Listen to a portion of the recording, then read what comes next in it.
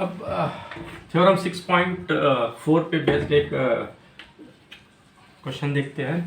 Consider grammar G as A B E, that is set of variables, set of terminals, production rule and start symbol, correct? And where P consists of S derives AB, A derives small a, B derives small b and E derives C, then construct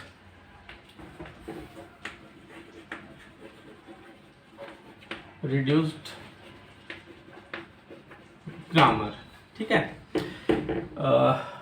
इस question में हम theorem 6.4 को directly apply कर रहे हैं, but अगर आपको question आता है तो ये इसको हमको स्टेप बाय स्टेप सॉल्व करना होता है। अगर डायरेक्ट क्वेश्चन दिया हुआ है और लिखा हुआ है construct reduced grammar, then we have to apply 6.3 first, then apply theorem 6.4। अगर इससे और भी कोई थ्योरम्स आते हैं तो कंस्ट्रक्शन ऑफ रिड्यूस्ड ग्रामर की स्टेप्स हमको पूरी फॉलो करनी है। 6.3 पहले अप्लाई करना है, 6.4 अप्लाई करना है, फिर एलिमिनेशन ऑफ यूनिट प्रोडक्शंस आता है। ठीक है, और कुछ और भी थ्योरम्स हैं, स्टेप्स हैं, उसको भी हमको अप्लाई करते हुए फाइनली हमको रिड्यूस ग्रामर ऑब्टेन करना है। बट अभी हम 6.4 को देख रहे हैं तो डायरेक्टली हम 6.4 यहाँ पे अप्लाई करेंगे और देखते हैं कि इसमें से कैसे हम कुछ प्रोडक्शंस को एलिमिनेट कर पाते हैं। ठीक है, तो कंस्ट्रक्शन ऑफ थ्योरम अप्लाई करते समय हमको डायरेक्टली हम लिख सकते हैं let equivalent grammar G dash is V and dash sigma dash and P dash and S। ठीक है, डायरेक्टली हम ऐसा एज्यूम कर सकते हैं, हमको थ्योरम्स के स्टेप्स लिखने की जरूरत नहीं है। अब इसमें हम डायरेक्टली थ्योरम का फर्स्ट पॉइंट हम एज्यूम करते हैं, that is construction of set WI for I greater than equal 1। ठीक है, ये हमने लिखा था। अब हम कंस्ट्रक्शन ऑफ W1 करेंगे, जिसमें हमने देखा था कि हम सबसे पहले स्टार्ट सिंबल को इंक्लूड करेंगे। कंस्ट्रक्शन ऑफ W1 में हमने डायरेक्टली स्टार्ट सिंबल को इंक्लूड कर लिया। कंस्ट्रक्शन ऑफ W2 कहता है कि स्टार्ट सिंबल जो होगा प्रीवियस सेट W1 का यूनियन होगा एंड हमको सिंबल X को इंक्लूड करना है। X belongs to Vn union sigma and there exists A derives alpha type of production and alpha containing symbol X।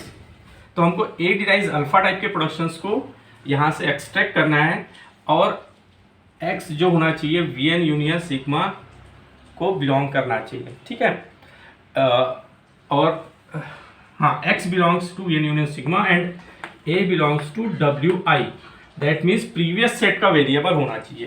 Previous set का variable हमारे पास S है, तो हम यहाँ पे देखते हैं S का कौन सा प्रोडक्शन है। S का प्रोडक्शन S डिराइव्स AB है।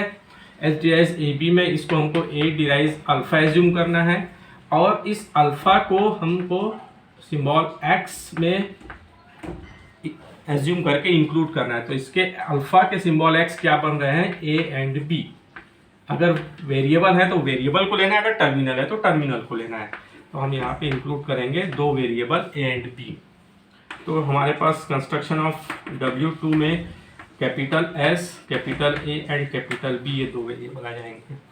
कंस्ट्रक्शन ऑफ W3 क्या करेंगे, W2 का यूनियन लेंगे A B S union. Same process apply होगी, हमको फिर से यहाँ कुछ वेरिएबल एंड टर्मिनल्स को इंक्लूड करना है, बट वेरिएबल के ऐसे प्रोडक्शंस को लेना है जो वेरिएबल्स प्रीवियस सेट में आ चुके हैं। दैट मीन्स ए और बी के प्रोडक्शंस को हमको चेक करना है। हम ए और बी के प्रोडक्शंस को आइडेंटिफाई करते हैं। ए का प्रोडक्शन है ए डिराइव्स स्मॉल ए और बी का प्रोडक्शन है बी डिराइव्स स्मॉल बी। तो इसको भी ए डिराइव्स अल्फा एज्यूम करेंगे और इसके सिंबल को इंक्लूड करेंगे। यहाँ पे स्मॉल ए और यहाँ स्मॉल बी है, तो हम स्मॉल ए और स्मॉल बी को इस W3 में इंक्लूड कर लेंगे। तो हमारा सेट W3 जो बनेगा S A B small B का एक सेट बन जाएगा W3। अब हम कंस्ट्रक्शन ऑफ W4 करेंगे, है ना। कंस्ट्रक्शन ऑफ W4 जो होगा वो W3 का यूनियन होगा और फिर से कुछ सिंबल्स को इंक्लूड करना है। तो हम यहाँ देखेंगे कि W3 में variable A, S, A, B आ चुके हैं। S का भी हमने अल्फ़ा इंक्लूड कर लिया है, A और B का भी अल्फ़ा हमने इंक्लूड कर लिया है। अब हमारे पास कोई ऐसा वेरिएबल नहीं बचता है जिसको हमको A डिराइज अल्फ़ा एज्यूम करके इसको इंक्लूड करना है।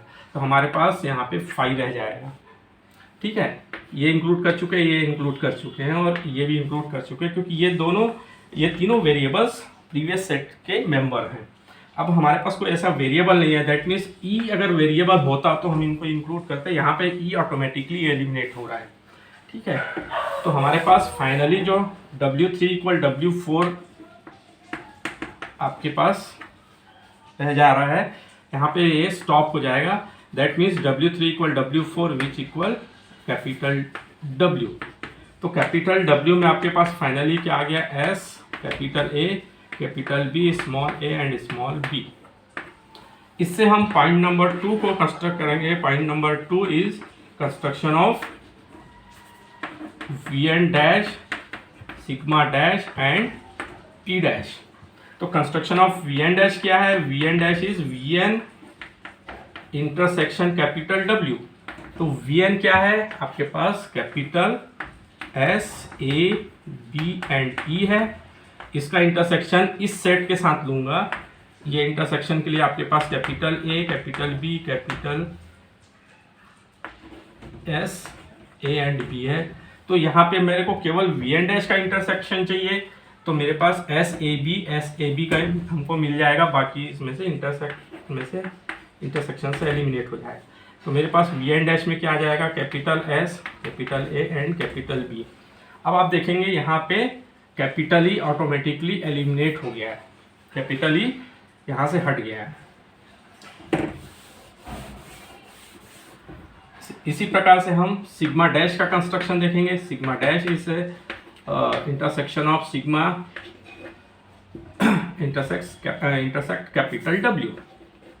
तो कैपिटल W इसमें small a, small b, small c है एंड कैपिटल W में S, A, B, small a and small b है। तो इसका इंटरसेक्शन हम लेंगे तो सिग्मा डैश में क्या आ जाएगा, स्मॉल a b है और यहाँ स्मॉल a b है, स्मॉल c छूट जाएगा यहाँ पे, तो a एंड b रह गया। सिमिलरली प्रोडक्शन P डैश की क्या डेफिनेशन है, A डिराइज अल्फा टाइप के प्रोडक्शन भी इंक्लूड करना है and A belongs to W होना चाहिए। दैट मीन्स हम ऐसे वेरिएबल के प्रोडक्शन को इंक्लूड करेंगे जो हमारे W में आया हुआ है। तो हमारे कैपिटल W में हमारे पास कैपिटल W में जो वेरिएबल्स हैं वो S, A, B और 2 terminal small a and small b है। तो हम पहले S का प्रोडक्शन P डैश में इंक्लूड करेंगे। P dash consist of S डिराइज AB, capital AB। ठीक है, फिर A को देखेंगे। A का प्रोडक्शन क्या है, A derives small a। B का प्रोडक्शन क्या है, B derives small b। S, A और B के प्रोडक्शन इंक्लूड कर दिए और E derives small c eliminate हो जाएगा। E derives small c useless production है तो वो ऑटोमेटिकली इंक्लूड हो जाएगा। P consist of this and this productions are included in P dash. तो हमारे पास 3 प्रोडक्शंस बच गए। ये 2 टर्मिनल हमको मिला और वेरिएबल में हमारे पास S, A and B 3 variable रह गए थे। तो हमारे इसमें से एलिमिनेशन किस चीज़ का हुआ, हमने एलिमिनेट किया वेरिएबल E को, ये वेरिएबल एलिमिनेट हुआ। टर्मिनल में हमने स्मॉल c को एलिमिनेट किया, स्मॉल c को, और प्रोडक्शन में से E डिराइज स्मॉल c को एलिमिनेट किया। दैट मीन्स इस थ्योरम को अप्लाई करने से हमने एक वेरिएबल Vn डैश में से इसको हमने कम किया, टर्मिनल के सेट में से स्मॉल c को कम किया और इस प्रोडक्शन को P डैश में से कम किया। ये P में था बट P डैश में नहीं है। तो इस टाइप से 6.4 अप्लाई करके हम वेरिएबल, टर्मिनल एंड उससे रिलेटेड प्रोडक्शंस को एलिमिनेट कर सकते हैं और हमको एक रिड्यूस ग्रामर मिलेगा जो पार्सिंग और सिंटैक्स एनालिसिस के लिए यूज़फुल होगा।